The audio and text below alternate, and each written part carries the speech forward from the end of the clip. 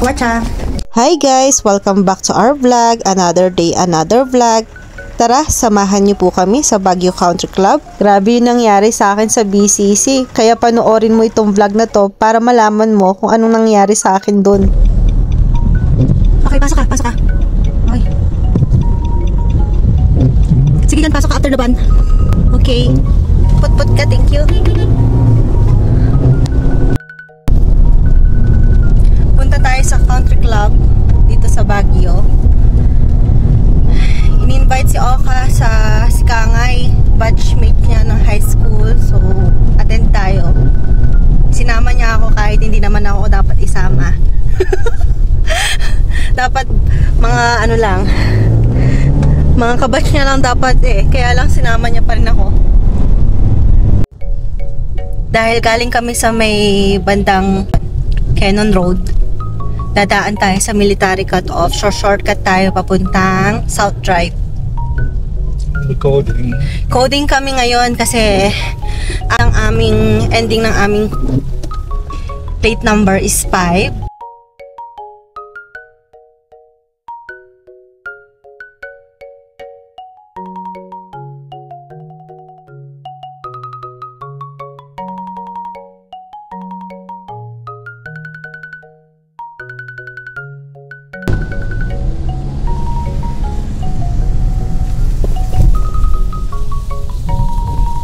Iwas tayo sa BCD.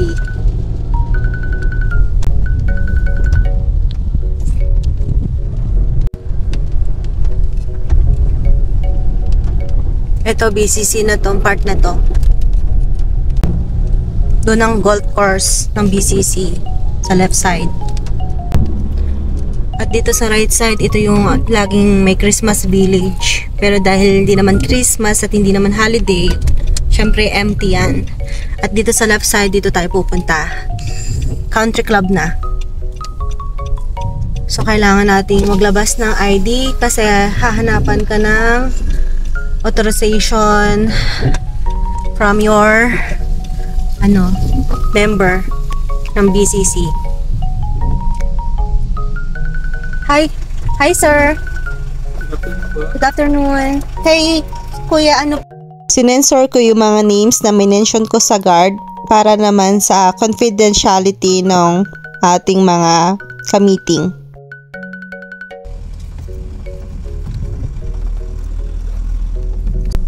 Dito tayo papasok. Dito tayo magpa-park. Hahanap tayo ng parkingan. So ito ang BCC. Pero dahil maghahanap muna tayo ng parkingan, Idadrop lang ako ni Oka dito sa main entrance dahil hahanap pa siya ng parkingan. Dahil hindi naman tayo member, hindi pwede tayo dito sa taas magpark.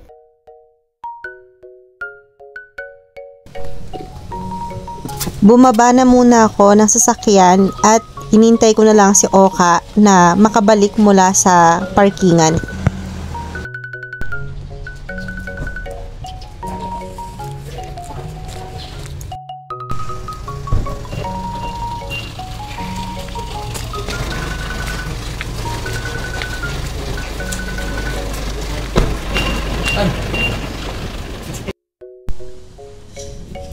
iintayin ko si Oka dito sa main entrance dahil naghahanap pa siya ng parkingan and ayokong pumasok sa main entrance nung wala siya. Ayan.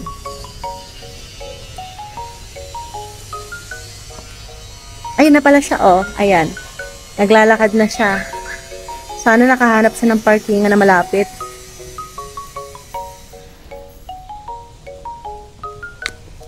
Saan ka nakapag-park? Malapit? Very good.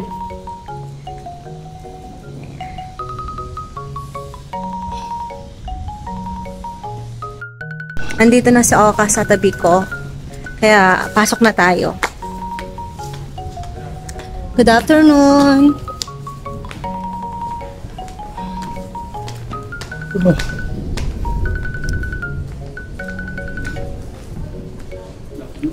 Hi, good afternoon.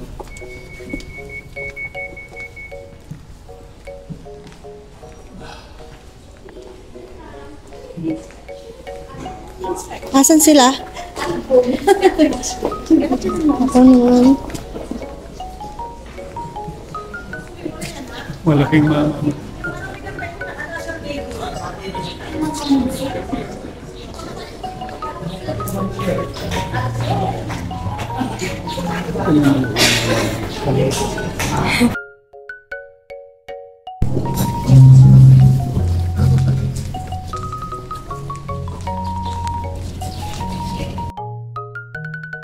Pag mga formal gathering, hindi ka naman magra-rubber shoes eh. So, iniisip ko na mag-sandals kapag ka-formal gathering. Wala ka naman mag-rubber shoes ako, hindi naman ako mag-golf. I'm sorry, ma'am. Oo. It's okay. Sige pa. Ma'am, andito lang po siya. Paglabas niyo dito sa Parang nakita ko yung golf Yes. shop. Yes, Yun nga ba yun? Opo, dito lang po sa right side. Oo. Yung pa rin ba yun? Yes, ma'am. Sige. Labas ako and then pasok na lang. Nakapasok ako na nakasandals. So, dahil by house rules tayo, kailangan nating mag-close shoes kahit formal meeting. So, bili tayo na sapatos dun sa may gift shop.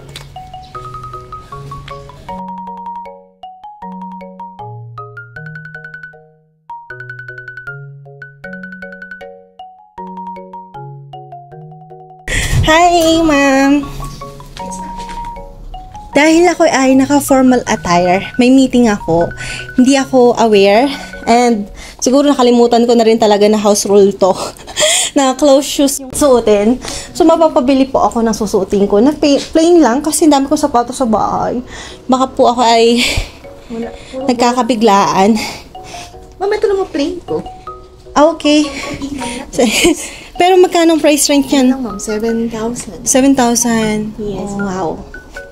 As in, plain lang siya, ma'am. Ganyan lang Oh, siya. okay na okay sa akin yung plain kasi kahit anong iti-turn na natin. Yes, ma'am. Wow.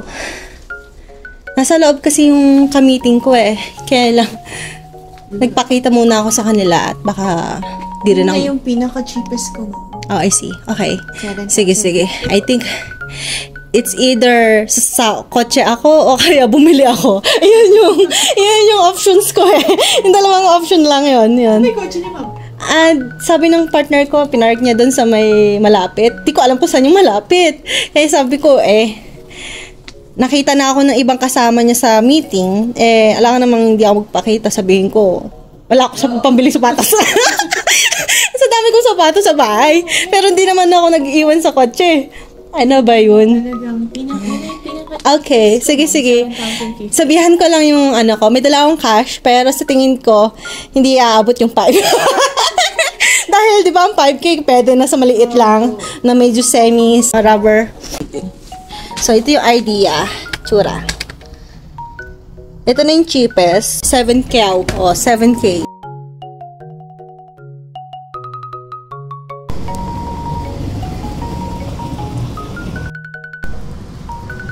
Sabi sa akin no Oka, hindi ideal bumili ng rubber shoes kasi nga sa dami kong sapatos sa bahay. Additional expenses din yan sa part namin dahil hindi naman kami tight sa budget, literal. Pero dahil may pinaghahandaan kaming malaking expenses, talagang big project na ina-expect namin sa darating na mga taon. 2 taon yun ha, malaki-laki ding budget ang kailangan namin. So, hindi namin kailangan gumastos sa mga wants lang. So, eto, sabi niya, kakain na lang daw ako sa bakery ng BCC. Pero dahil ayaw kong kumain, dahil busog pa ako, ba't ako kakain kung wala rin naman akong space yung tiyan ko? So, hintayin ko na lang sa Oka dito na mag-decide sa pag-purchase ng rubber shoes. Ayan. Nakausap ko na si Oka sa phone and then sabi niya pupuntahan na lang ako sa golf shop and then ganito na lang yung nangyari sa akin. Nagintay ako na nagintay. So, nagbabaka sakaling pupuntahan talaga niya ako. pero wala talaga. Ipapakita ko na lang sa inyo kung ano yung itsura ko na pumunta ako sa Baguio Country Club at kung bakit ako pinagbawalan sa loob. Naka-sandals naman ako kasi nga formal attire yung aking outfit. So may bag ako, sleeveless yung damit ko. Pero nag-coat ako kasi maginaw ngayon at umuulan sa Baguio. Tapos yung aking dress, hindi naman siya maikse. And then yun nga, sandals yung pinaka-problema. Nangyayari na. Pupuntahan pa kaya ako ni Oka dito? Dapat nag-intay na lang ako sa kotse kung sakali o nagpaiwan ako. Kanina, nag-uusap kami ni Oka na huwag na akong sumama. Sabi niya, sumama na ako. Sabi ko sa kanya, hindi pa pwedeng hindi gumastos pag nasa BCC. So ito na nga, mapapagastos siya kung sakali. Kung siya ay mag-decide na isama ako sa loob or hindi, at least nakita ko na yung dalawa niyang kasama. Si kuya, yung isa. Hindi ko naman dapat i-mention yung real name at baka, alam niyo na, baka babalikan ako. Kasi hindi naman basta-basta na mga kaibigan ni Oka. So, huwag na nating i-discuss nang walang permission ng tao. So, talagang I'm gonna still wait here or mamumuti ang aking mga mata hanggang sa mamula. Kasi dami ko sa sapatos talaga eh.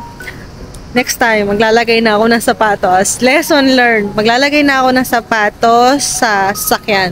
Kailangan meron akong tsinelas, sandals, tsaka rubber shoes. Yan ang dapat na ko. Para if ever na gusto ko magpunta ng beach, may tsinelas ako. Pag gusto ko naman ng formal, meron ako sandals. At pag meron naman akong aatinan na hiking or katulad nito, ay palagi akong ready. Hindi na tayo mapapabili basta-basta. Okay. Wait na lang tayo. Kaya wala nang i-wait dahil ang tagal. Baka nakikipag-chikahan na siya doon sa loob. Kalimutan niya na ako. Nakalimutan na ata niya ako.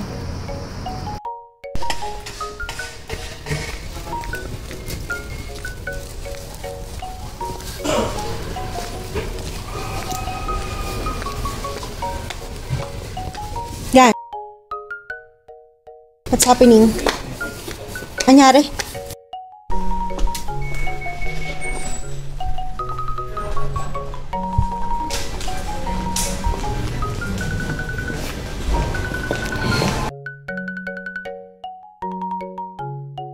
May kaibigan kami ni Ate Rosalia.